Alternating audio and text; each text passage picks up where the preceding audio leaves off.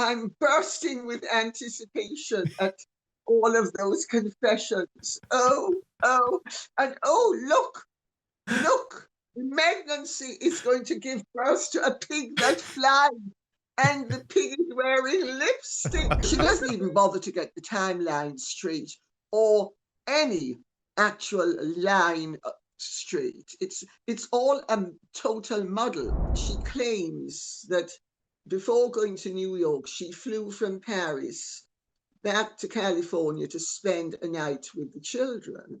But I would actually have thought that the children would be far better off with her being as absent as possible. The staff take care of the children, and that she, by all accounts, has a lot more limited involvement with the children than Harry does. Breaking today, Meghan Markle's Washington, D.C. trip backfires as Serena and Venus Williams snub the Duchess on her new podcast. And this no-filter close-up of her face goes viral. Now, this was from the reel that she released. So let's have a little look at this Washington, D.C. reel because, you know, Meghan Markle is now the influencer. So she's clearly cut out the fact that the audience was heckling her and laughing at her during the speech, just making it very clear that she flies on private jets. Nice little hug, and then back off again with my DS bag standing for the Duchess of Sussex in the cockpit in my private jet back home to my children who never see me. As the Royal News Network posted on X, what do you want to bet the DS on the bag is for Duchess of Sussex? She's psychotically obsessed with the title. Even a freaking queen only has her name, Maxima, on her Christian Dior book bag, while Meghan needs to plaster Duchess of Sussex on anything she possibly can. It's weird. What's also weird is the fact that Meghan Markle doesn't have an original thought. Revealing an Arc has done some very good work. Posting in 2021, Meghan sat right next to Melody Hobson as she spoke about financial literacy and empowering women through understanding money. 4 years later, Meghan plagiarized the words. Grandiosity made her lose the plot.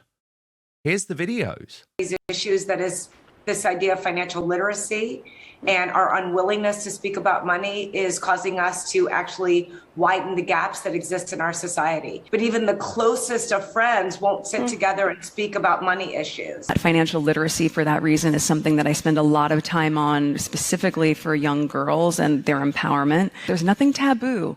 Doesn't need to be anything taboo about talking about our financial independence. I don't think it's a conversation we should shy away from. I think it's one that we should really embrace together. Caught again. Meghan also doesn't seem to remember when she was apparently pregnant, prompting Meghan's mole to write, Meghan Markle clearly was never pregnant with either child or she would know timelines. Reminder, Meghan and Harry left the royal family in November 2019, claiming they were exhausted and lived in an oligarch's mansion for 6 weeks on Vancouver Island, then called a complete stranger, Tyler Perry, to send his private jet for their freedom flight to California. Lockdown happened March the 15th, 2020. Lily was born June the 4th, 2021. But listen to Meghan completely get those dates wrong. But I want to just go back to that moment of as you and your husband were planning this out, how did you think about what you wanted to do, what your ambitions could do, and from your seat, what you could do for women? Well, I think 5 years ago was a very different situation for all of us. And, you know, Archie was so little, and I had just gotten pregnant with Lily around that same time. So we were nesting and healing. My friend, the glorious Lady Colin Campbell, with me now. Lady C, where to begin? You got the cushion.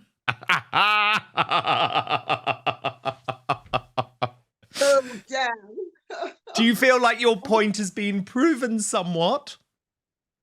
Oh, Dan, I'm bursting with anticipation at all of those confessions. And look, pregnancy is going to give birth to a pig that flies, and the pig is wearing lipstick. Look at this. Oh, look at this. The pig is wearing lipstick. Oh. But Lady C, remember, you can't put lipstick on a pig. no matter how hard she may try. True, true. I mean, I don't know what you thought when you saw that interview. I thought, dear Lord, please spare me. It's actually torture to listen to that woman now, because every other word out of her mouth is a lie. None of it really makes sense. And, you know, like many pathological liars and perpetual fictionalists, she takes incidents and she just melds them together to come up with a narrative that she wants to propound, but it doesn't make any sense. None of it adds up. I mean, one of the main rules of psychology is what enrages people is other people whose tales or whose identities don't add up. If there's something so dissonant and discordant, you immediately rebel atavistically on a totally animal level. You rebel against what's being told to you. And I mean, she doesn't ever answer a question. She like most very authoritarian personalities, she uses every question or every, shall we say, opportunity to expand. She uses it to push forth her narrative, but none of it actually makes sense. I mean, she wasn't pregnant with Lily when Archie was a little baby in California. I mean, in fact, Archie was a year old. Like, oh, look at Meghan at the Albert Hall. How many weeks pregnant was she supposed to be? Was it about 8 weeks? And she looks as if she's at least 5 months pregnant. Mm.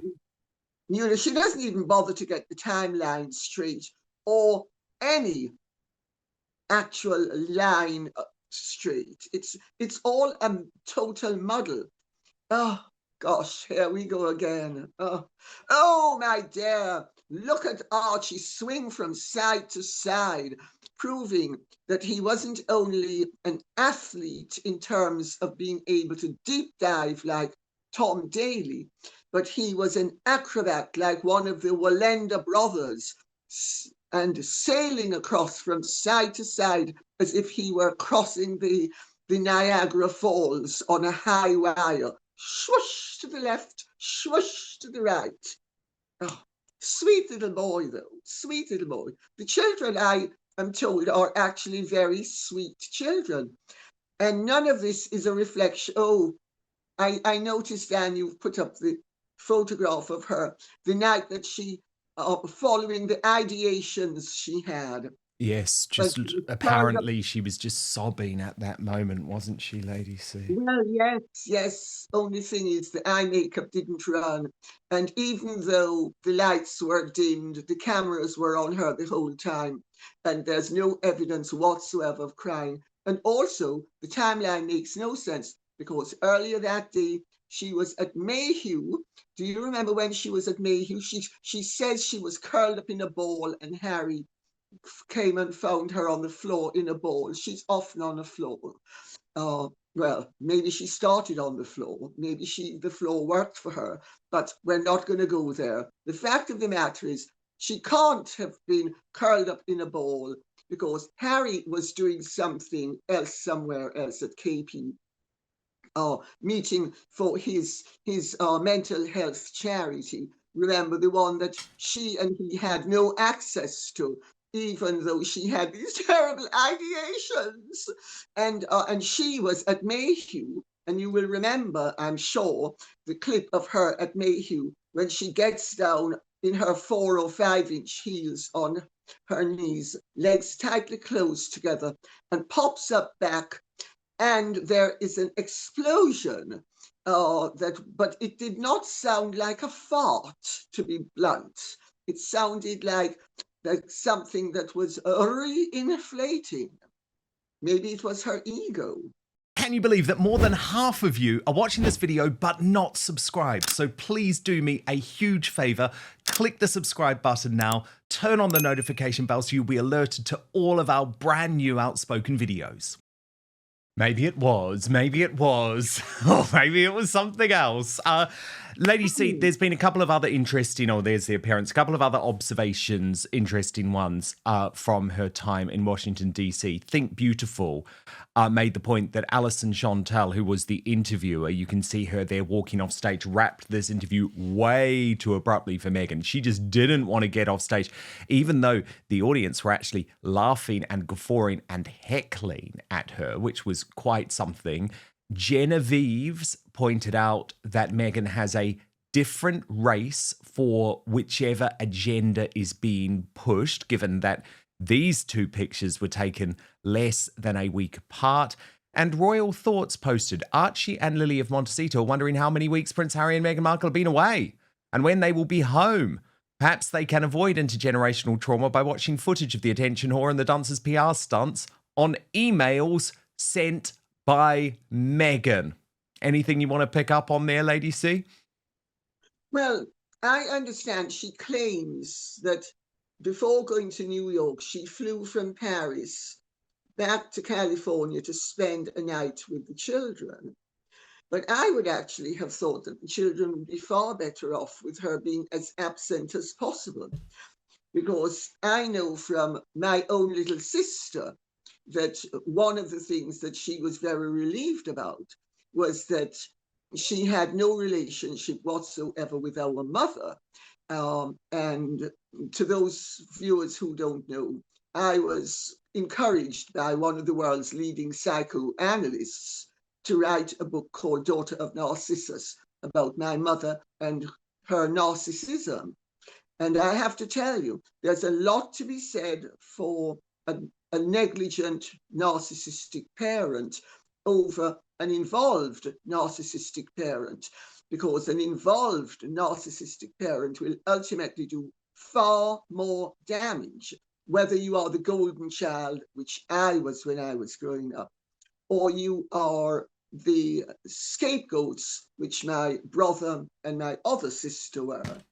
And we all have spent our whole lives having to overcome the tremendous egg beater in your brain sort of nonsense that comes up with being the child of a narcissist, because it's a pretty gloomy situation.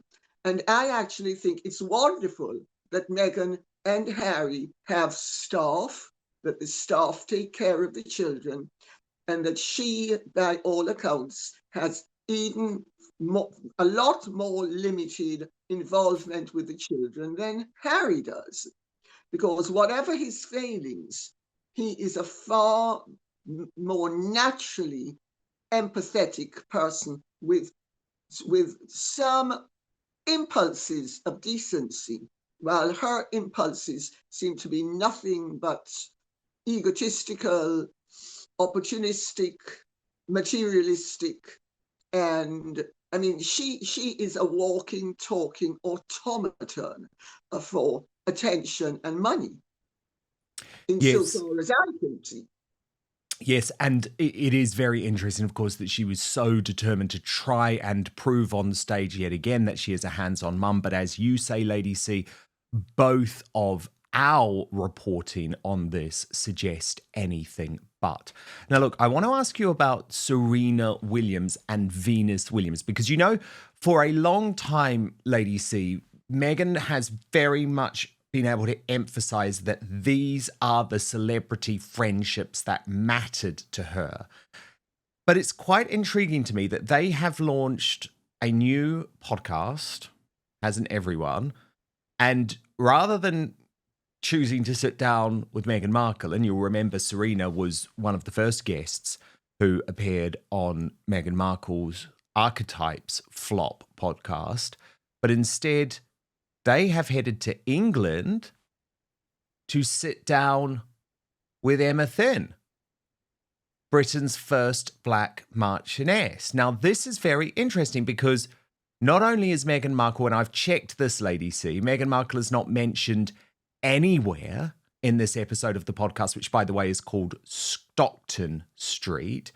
And you really would think that she would be, given that much of the conversation is about the fact that she is Britain's first black Marchioness. So just before I get you to weigh in, here's a little highlight from the interview. But first, the number one worst fruit for your waistline. Look, are you turning healthy fruits into highly unhealthy fruits without even realizing it? Fruit can be one of the healthiest things you can put into your body. But the majority of Americans are guilty of making this single mistake that can counteract all of the health benefits of fruit.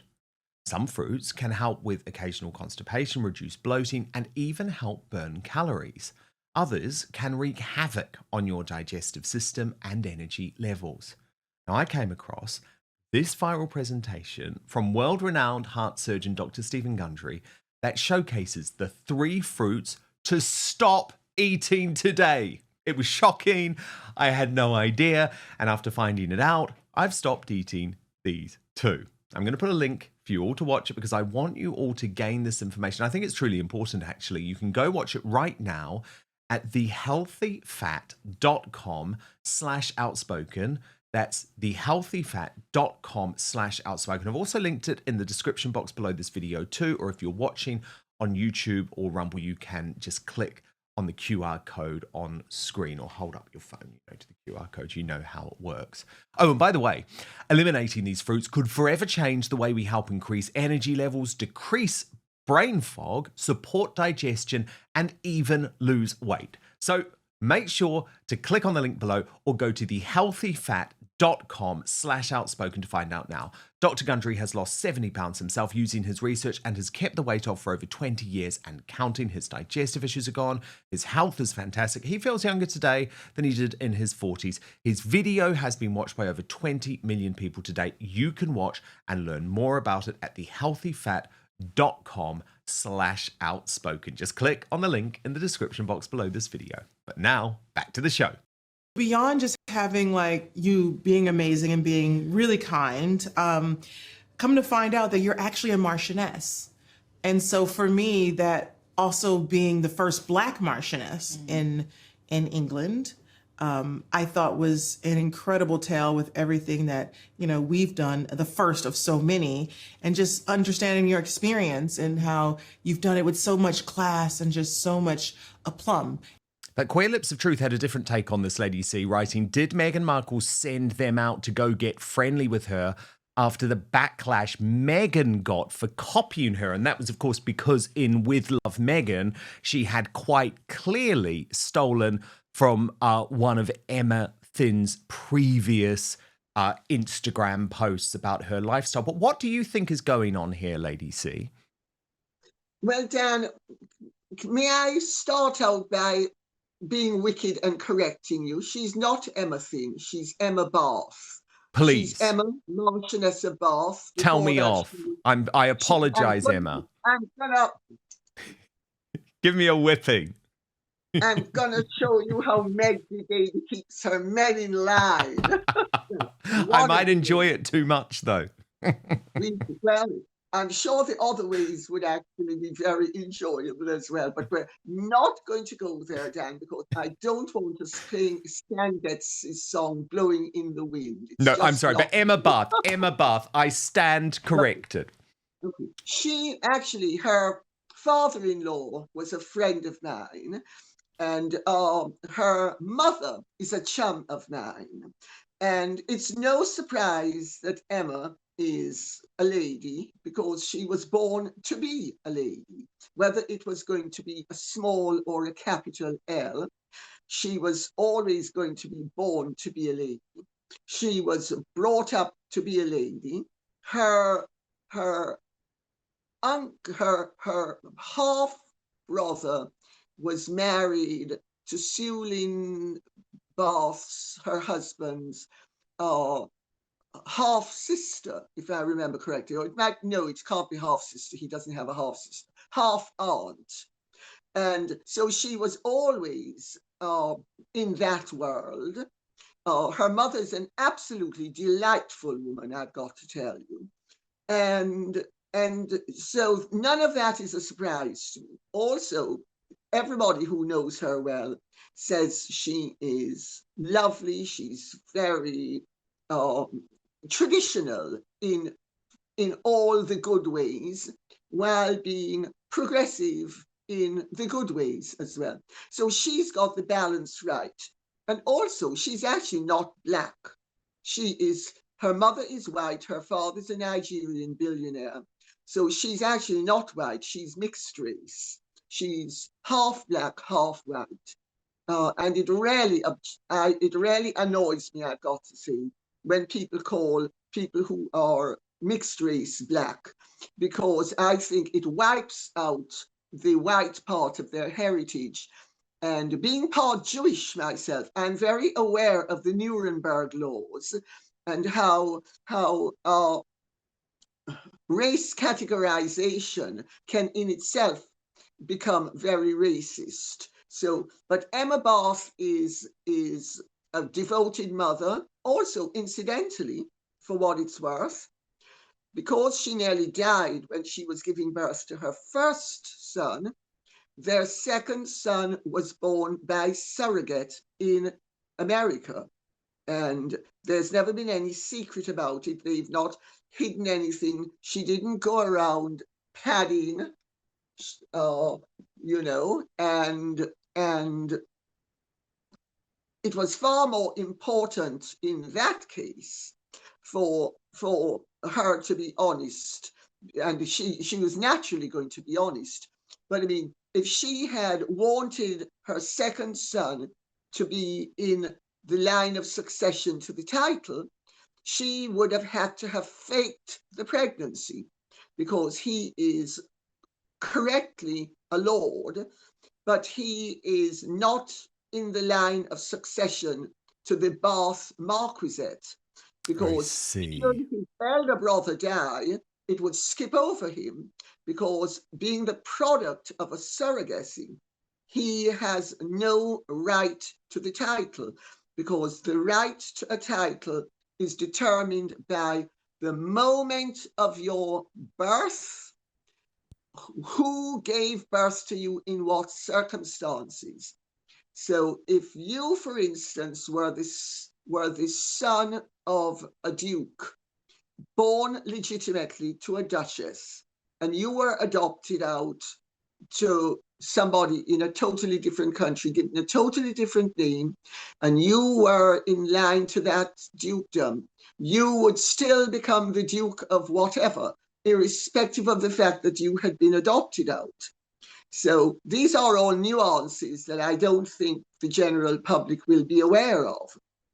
But Meghan did copy, and you and I both made the point at the time that Meghan copied Emma, because Emma has a wonderful show, and Emma is very natural. Emma is natural. Meghan is totally unnatural. Emma is talented. Meghan is not talented. So,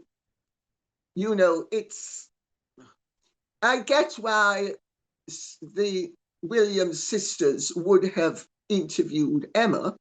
I also get why they were sensible enough to not interview Meghan.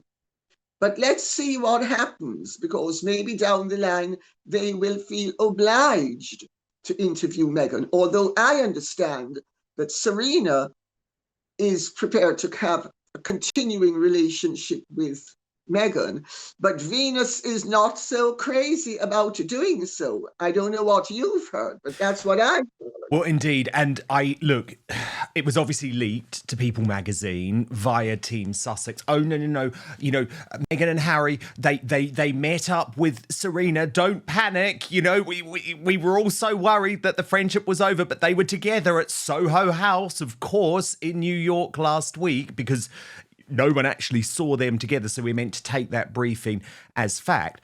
I think Meghan will want to be on that podcast at some point, but I think the fact that they have gone for the Marchioness of Bath before Meghan, they've made a big deal about the fact that she has been this groundbreaking woman who has actually achieved her goals while remaining part of high society in the UK, something that Meghan couldn't do. Personally, I think they're making a point. I really, really do. But look, I've got to ask you about this wonderful little scoop from Tom Sykes of The Royalist today. I've absolutely loved this, Lady C.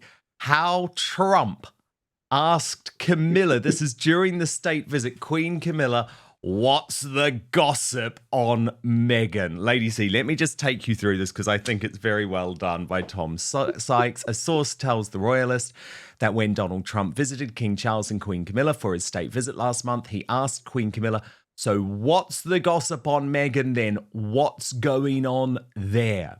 The exclusive revelation from the Royalist mole in the heart of the establishment will irritate the palace, which hates seeing big state events upstaged by gossipy details of private conversations, which is obviously always something that can be a little bit awkward. But we know that Trump has a long history of hatred towards Meghan Markle. He's called her terrible, said that Harry was whipped like no person I've ever seen, and publicly fantasized about their divorce. He told Piers Morgan that Meghan would end it bad and find another guy. He even suggested that Harry could be deported if he had lied about previous drug use on his visa, before then saying, I don't want to do that, I'll leave him alone, he's got enough problems with his wife.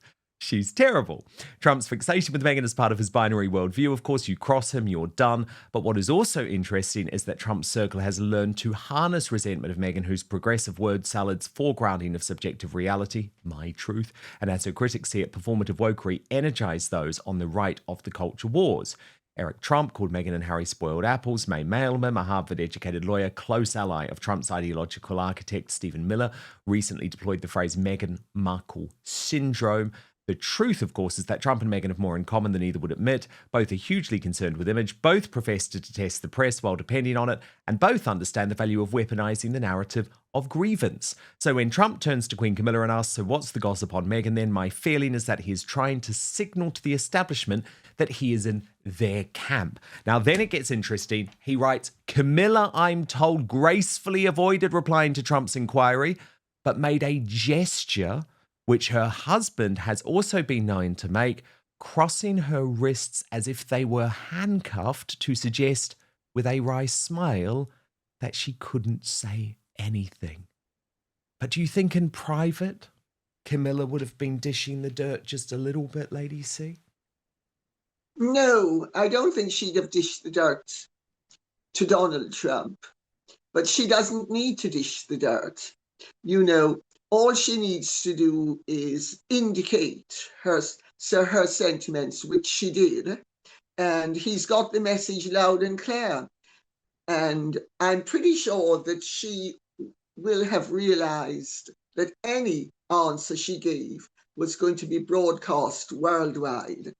And Camilla's very canny, you know, she's been in the public eye a long time, and rather like Donald Trump and Meghan, she's had a very negative press for much of it. So she's not going to be particularly forthcoming. But also, Dan, you will know, in upper class circles, you don't even need to say something. You only need to give a look, not give a look, just go. And you have got across the message. People expect that the message is always going to be delivered engraved in parchment via Smyson, but it's not. And Camilla also and Charles managed to get their point across without,